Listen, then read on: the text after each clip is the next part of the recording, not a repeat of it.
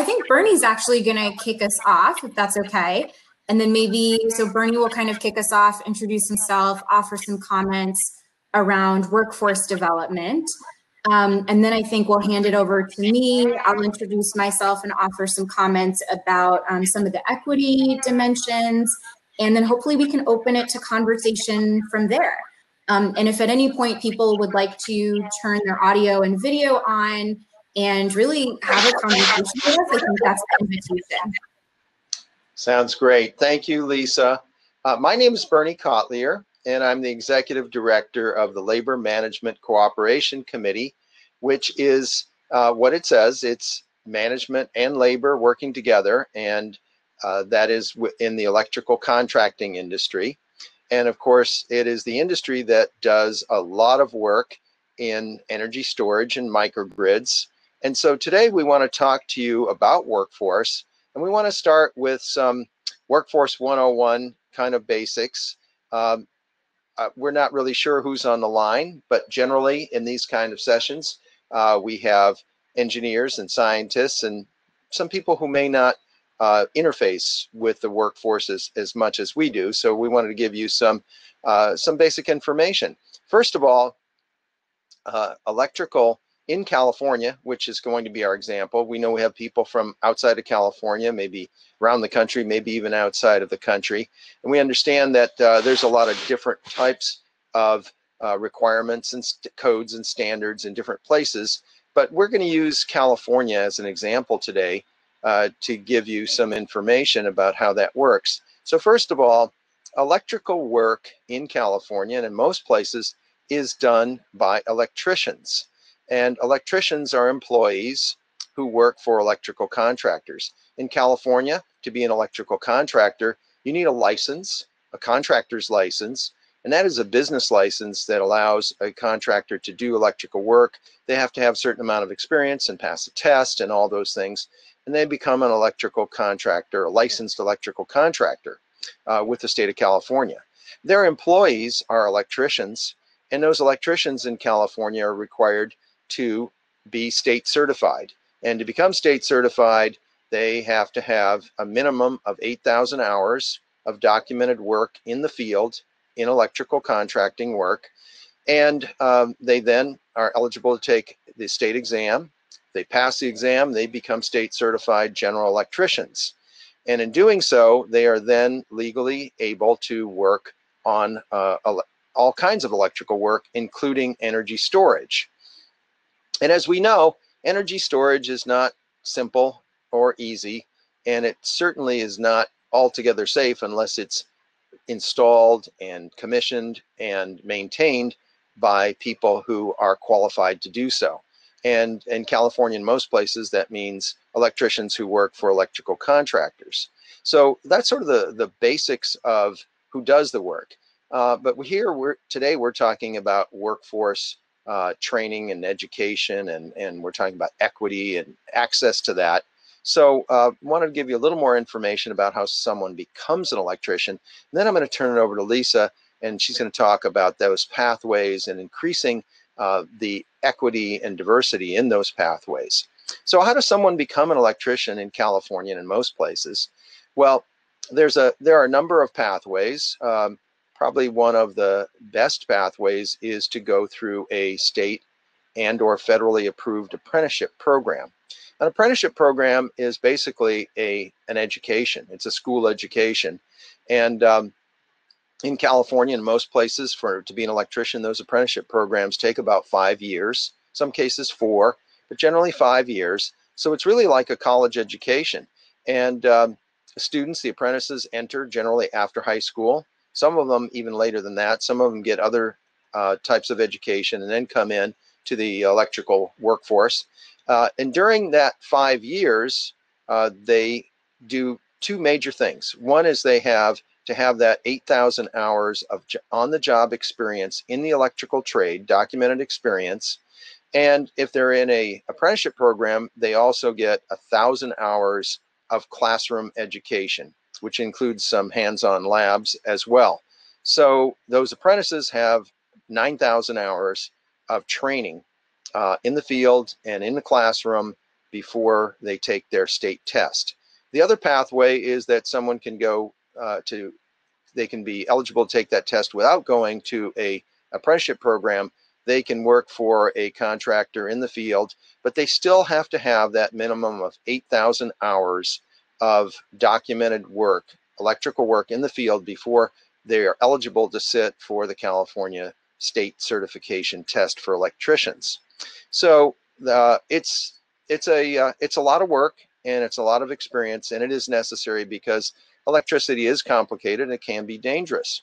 And the other thing we want to talk to you about, of course, is how somebody gets into these programs, and expanding that diversity and that equity. And there are a number of routes there. Someone can start in the industry just by taking a job with an electrical contractor and starting at the beginning and learning the electrical concepts and work as they go through that 8,000 hours. Another pathway is they can go to a community college or a vocational school, and they can take classes, and those electrical classes will enable them to have a head start on those skills. And once again, they still have to work for that contractor or contractors 8,000 hours in the field. And of course, the other one is what I mentioned, is they can go through a state or federally approved apprenticeship program as well. So there are many possibilities for getting into the trade. Many of the institutions that we've talked about have outreach programs. And of course, diversity and equity is very important now. Many of the apprenticeship programs have very active outreach programs. And of course, we know the community colleges and other institutions do as well. So at this point, I want to turn it over to Lisa and talk about how what the state is of diversity and equity and how we can expand it. Lisa. Awesome. Yeah, thank you, Bernie. And maybe, Bernie, while I'm chatting, I wonder if we can throw your mic on mute just in case we get any feedback. Okay, beautiful. Great. So thank you, Bernie, for kind of talking us through, what does it actually take to be an electrician and what are the different certifications? Since this session is called Workforce Development and Equity, I'm actually going to take maybe like 2 steps back to try and offer some intro, language and concepts around how we think about equity and why this is a really big issue as we're thinking about workforce development. So, and then of course, we're going to open it to conversation. So hi, everybody. My name is Lisa Hu, I, she, her, hers. I'm the Energy Equity Program Manager at the Greenlining Institute. We're a statewide racial equity policy nonprofit that envisions a future where all communities of color thrive and race is never a barrier to economic opportunity. And the way that looks is we drive opportunities, investments, jobs, resources into historically redlined communities of color. We do that through a mix of policy, research, advocacy, and coalition building. So as I mentioned, I'm here to kind of talk about some concepts that I hope will give us more of a starting area so we can have a better conversation together. And ultimately see, what folks are interested in getting into today. And I also want to apologize. I'll actually have to dip out a little bit early, but you are in very good hands with Bernie, so no worries there. So let's talk a little bit about equity to begin with. The way that I like to think about equity for folks that maybe are, hearing the term and are curious, like how this applies to other pieces. I think of 3 different kinds of equity. I think about distributional, which is largely about who benefits and who gets what. I think about procedural equity, which is who decides, who's in the room, who has the power to actually move things, whether it's resource decisions. And then I think about structural equity, which is over time, which perspectives or segments might be missing, what blind spots might be normalized by the current structures and systems that are operating. And so I think that baseline, I hope, is helpful in terms of figuring out, recognizing like at the heart of why we talk about equity right now. And it's, very cool that it's in vogue and it's seeping more into common conversation. I think the challenge of that is to really make sure that we're delivering, right? But at the heart, equity is about recognizing that different communities and groups are starting from different spaces and places with different access to resources and power, and therefore demand different kinds of solutions in order for everyone to succeed, right? That's the underlying logic. Part of this requires really challenging truth-telling. It requires truth-telling around the roots of the current system and economic reality that we see, and also our political reality. And that is steeped in slavery and colonization and anti-Blackness and redlining and a white supremacist capitalism that has really shaped a system where resources are overwhelmingly concentrated in specific hands, specific corporations, specific neighborhoods, right? And so that logic and talking about that history is so important because it helps us understand the spatial conditions that we're actually experiencing in terms of, you know, someone's zip code determining their life expectancy, the kind of water you drink, the air you breathe, the services you can access, all of these different dimensions. That's what we're actually trying to address when we talk about equity. And it's a lot, and that's why this needs to be really intersectional work. In the energy space in particular, over 170 communities in the San Joaquin Valley, for example, were redlined out of natural gas service throughout the 20th century and have had to rely on more expensive and dirtier fuels like propane, like wood burning, and to this day lack access to fundamental services because they were told that their communities were non-viable, which was racist. It was a racist decision. It's a racist legacy. And there are some really clear workforce, health, economic repercussions that we continue to see in those parts of the state today. And then we zoom out and we also think about things like quality. We think about reliability, affordability, access, impacts of things like pollution, of wildfires. And then of course we do think about jobs, right? And it's really riddled because especially right now under COVID, we do know that folks with underlying respiratory issues, which we see higher rates of in really polluted environmental justice communities, those folks are oftentimes more vulnerable to COVID. And so this framework, which I know is a lot that I just tried to pull us through, I think it's important because it actually helps us better understand what is the legacy and the context that we're trying to respond to. And therefore, why is it so imperative that our investments and our programs are actually thinking about the legacy impacts of redlining in the energy system, and therefore prioritizing low-income communities of color in all portions, workforce being one of those pieces, right? So I won't talk too much further, but I want to offer two examples that I hope can, start some conversation here. So because I laid out different forms of equity, what I'm trying to explain is that in order to embed equity into a program, a research project, a policy, there are many different kinds of considerations, right? In terms of distributional, procedural, structural. And so I want to lift up two examples that I think are great examples. They are both California examples. One piece is the SOMA program, which stands for Solar on Multifamily Affordable Housing. And essentially the goal is $1 billion in rooftop solar to low-income renters over 10 years, deploying over 300 megawatts of projects, serving over 150 renters at over 2,000 affordable housing sites across the state. What makes it unique is clearly in terms of outcomes, right? Who is getting what? The audience for this particular program, it is low-income renters who are excluded from historic channels of access to rooftop solar in terms of capital and also property ownership rights. And then also what's really important about the SOMA program is that they're offering a community-based approach to actually ensure long-term direct economic benefits for the tenants, not just for the property owners. And because of how robust the engagement was in order to even create the SOMA program, communities were really actively involved in shaping what are the additional considerations that we need. And so the program has requirements around energy efficiency, around workforce development, around job training, tenant education, local hiring, and administration by local trusted community-based organizations, which dramatically drove up enrollment and benefits in those underserved communities.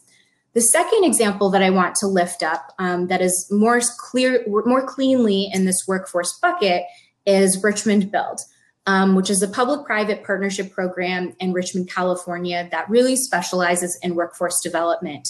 Part of what Richmond Build has done that I think other programs are also trying to model is they've experienced particular success in training women in the trades and also formerly incarcerated folks that are trained, that are even leading some of their programs today.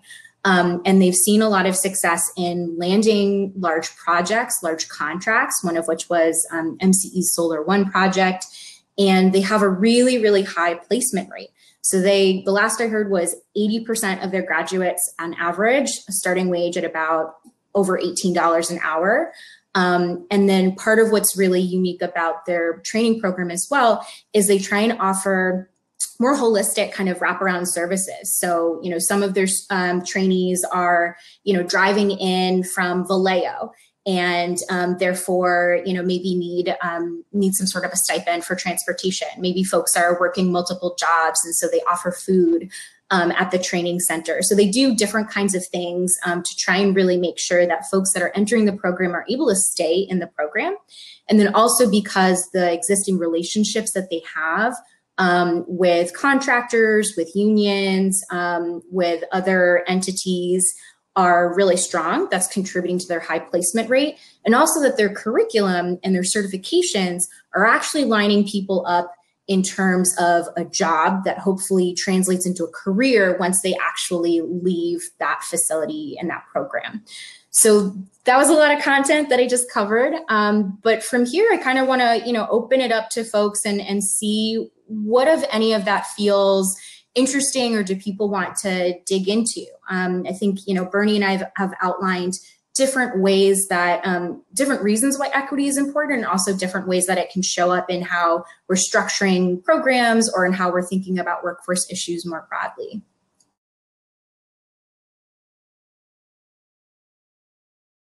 So the floor is open. Please jump right in.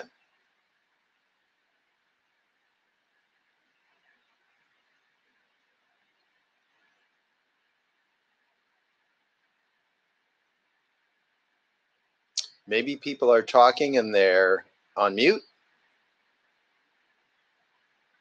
If you're on mute, please click your off mute button. Let's see. I don't see anything in the chat. Okay.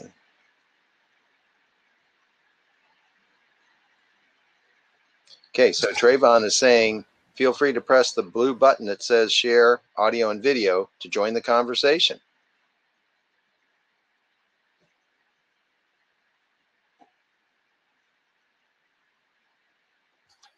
And I am just getting a spinning wheel on my side, so I have no idea what's happening.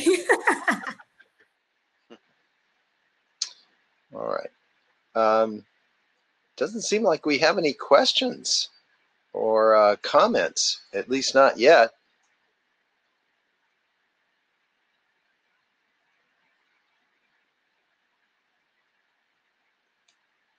Trayvon says, if you're having any issues, try refreshing your screen.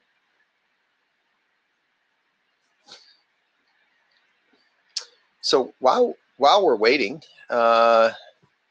for comments or questions, first of all, thank you, Lisa, for a great review of these equity issues in the trades, and particularly in the electrical trade. I wanted to add another example of a program that I think is really doing a great job in Southern California. It's called Second Call, and if you want to look it up, it's the digit 2, ND, and then second word is call. Second Call is a program that works with formerly incarcerated individuals and helps them get into the trades and build a career in the trades. It's very successful, not just in electrical, but a number of trades like sheet metal and carpentry and plumbing and other trades. Really great program. Probably some similarities there, Lisa, with some of the programs that you mentioned. Excellent one. Also, a lot of the apprenticeship training centers that I mentioned have quite aggressive outreach, and they are reaching out to some individuals who may not have the skills to get into the trade. So pre-apprenticeship is a really big deal. And what pre-apprenticeship is to help those individuals who may not have the math skills or the reading and writing skills to pass the initial eligibility requirements to enter a trade. For electrical, they're fairly high. You need to do not only read and write well and present yourself well, but you need to have algebra skills. Oh, I see Albert Hugh is on the screen. Albert, do you have a comment or a question? Oh, okay. Can you hear me? Yes. Okay. Yes. Well, I am the education programs director at Supertech. What we are doing is developing a remote STEM education system, and because it's a remote system, the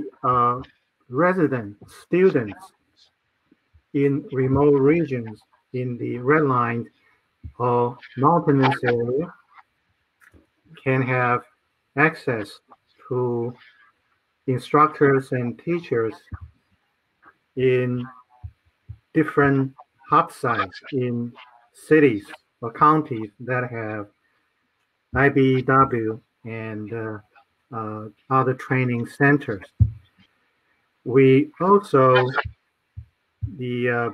recently incorporated the AI, artificial intelligence capability, and we are looking for using the word we are looking for use cases. If, for example, in IBEW's education programs, they can use our platform. That's wonderful, Albert. I'm sure it's helpful to the trades. It sounds like, in a sense, it may be similar to the pre-apprenticeship program I was talking about before, which takes many forms. Sounds like your program is helping people who need those skills to get up to speed and enter the apprenticeship program. Is that right? Yes, and also potentially from remote mountainous site. The department on the community service in our organization have research and preparing to work with vocational high schools and the community colleges in Oregon, Washington, and Northern California to begin a pilot project. So perhaps we can connect and then we can follow up on this.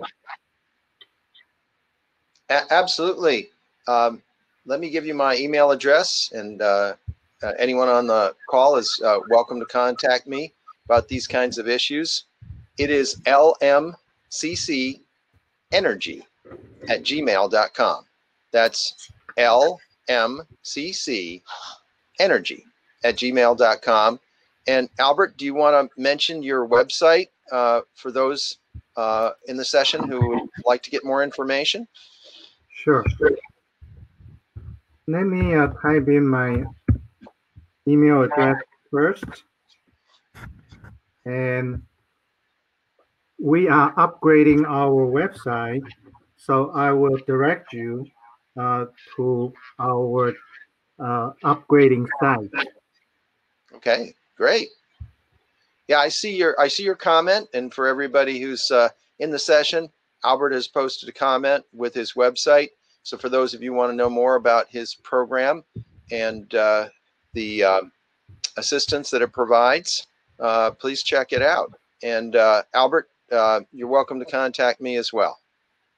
Can you repeat your contact information one more time just to make sure you get it? That's LMCC okay. energy@gmail.com. Okay. Thank you. Thank you. Okay. Anybody else have any comments or questions in the last few minutes that we have here?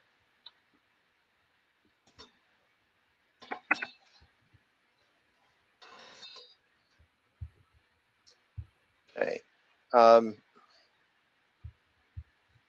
Trayvon, are you with us? Oh, I see a question from Natalie. What community behaviors or industry behaviors are most helpful for those outside the precise field of workforce development? Natalie, are you able to activate your microphone? Are you with us? I see your picture, Natalie. Are you able to speak to us? Or are you off mute? She says trying. There's a button that Trayvon mentioned that you have to hit. I don't know if you saw that or not. He said, let's see. Trayvon says to press the blue button that says share audio and video to join the conversation. And then you may have to unmute your microphone. But while you're doing that, Natalie, so your question again was what community behaviors or industry behaviors are most helpful for those outside the precise field of workforce development? Well, I guess there's a lot of ways to look at that. I'm not sure about which perspective you're questioning, but for those who would like to be involved in workforce development, and particularly with the apprenticeship programs, there's a number of things that communities and industry can do to help. First of all, oh, there she is. There's Natalie. Hi. Hi. Thank you for joining us, Natalie. Yeah. So specifically, when you said what community behaviors or industry behaviors are most helpful for those outside the precise field, now, did you mean how could communities, organizations, or industry organizations help help promote the diversity and equity?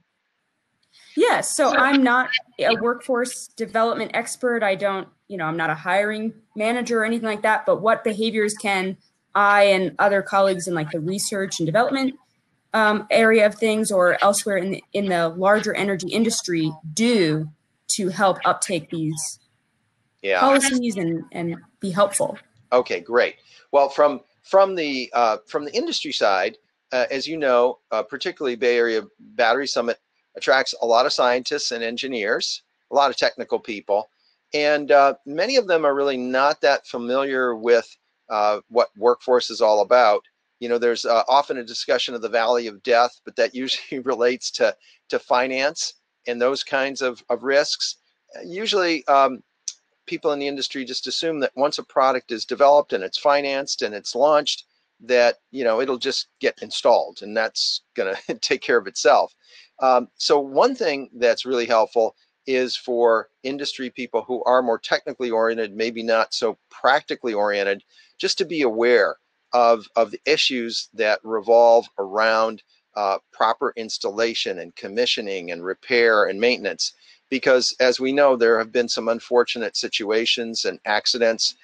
Many of us have heard about the situation in Arizona with the Arizona Service Company's problem there with a big energy storage installation. And there have been, unfortunately, many others. So first thing I think is awareness that people really need to be well trained, and they need to have some kind of certification so people in the marketplace know that they're well trained and the jobs are done right. Because when they're not, they put all of us at risk.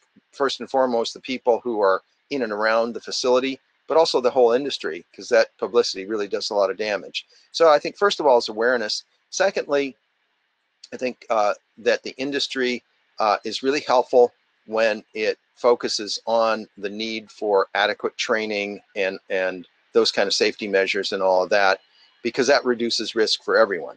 Then the next step is, I think, just in all these kinds of convocations, that people in the industry show their support for outreach and diversification and equity.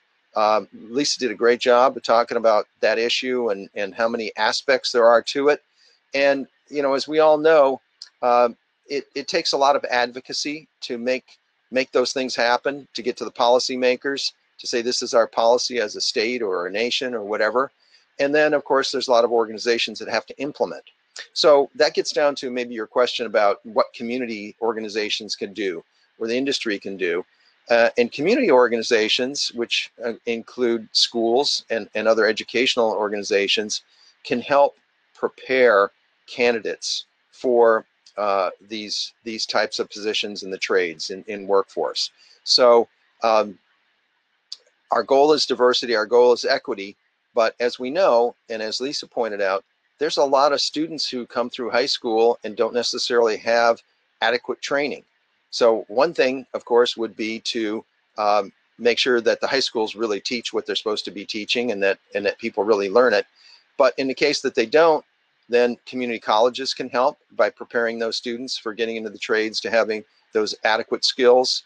And other institutions can provide what we call pre-apprenticeship or pre-entry type of skill building, remedial classes, and all the rest.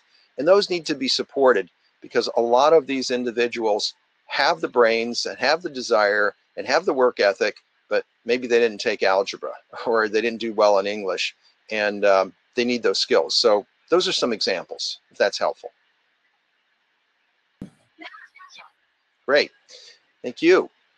So we have about 5 more minutes until our 3:15 cutoff, and want to ask others who are in the session if they would like to comment or ask a question or contribute to this discussion in any way. The floor is open.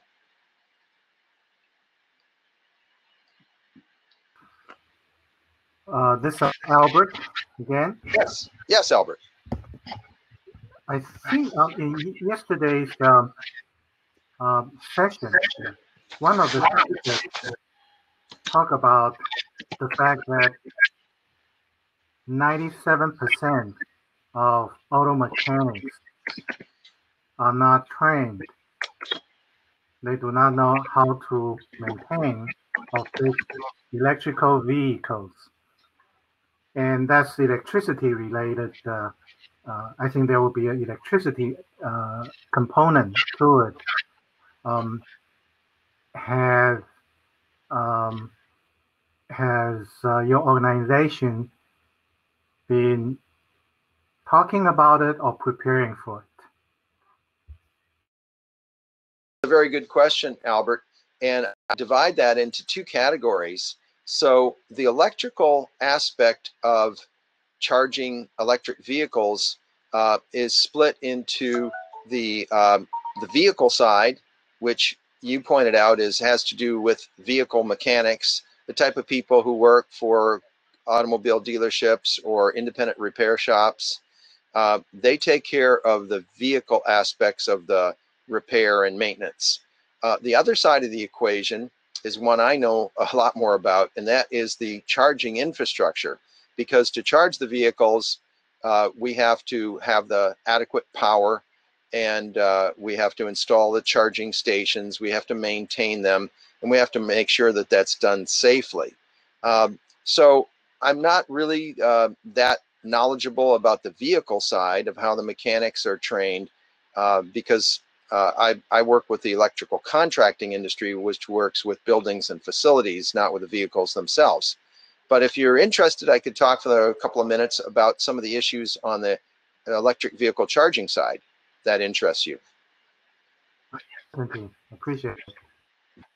Yeah, for the vehicle side, you probably have to talk to some automotive industry people, and most of that has to do with training. Dealerships would probably or dealership associations would probably be a good source of information about the training of the mechanics. It's a little out of my area of expertise. But on the infrastructure side, there is a lot of training going on in the electrical industry. As I mentioned earlier, it takes a minimum of 8,000 hours of documented experience in the field to sit for the state test to be a state certified electrician in California. In addition, just recently, the legislature passed and the governor signed a bill, AB 841, which also requires more advanced training for that installation of electrical infrastructure. And that advanced training program is called the Electric Vehicle Infrastructure Training Program, or EVITP. And starting in January of 2022, EVITP will be required for electric vehicle infrastructure installations that are part of programs that are subsidized or administered by our three major energy regulatory